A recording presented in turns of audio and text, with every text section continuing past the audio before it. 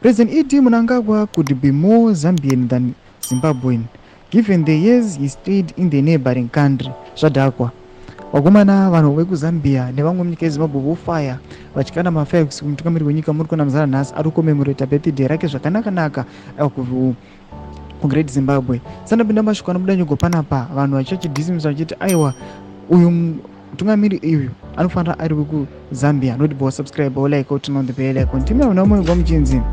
Mnangagwa's parents Mafidi and Murai played Rhodesia in 1955 and settled in Zambia, where Mnangagwa spent much of his early life. His true age has become a source of intrigue, with the fresh revelations suggesting that the Zimbabwean leader may not have been born in 1942, as he has long claimed. State media today is flooded with the congratulatory birthday messages celebrating Mnangagwa's supposed 82nd birthday.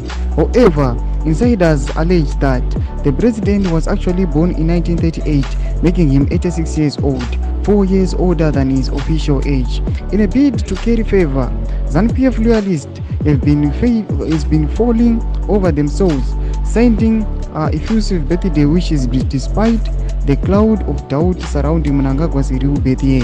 Thomas Karukubuda exposed nevanhu vana vachiti aiwa, first of all his nationality exposed kabuda kuti aiwa anogona aiwa vakarerekera kuZambia. Then number 2 ina yemakore akachinzi aiwa hazi clear. Kwanza mafungiro enyu moti kudi pamusoro mashoko aribuda nyugo pana pamuzimu ayapinda comment section medu.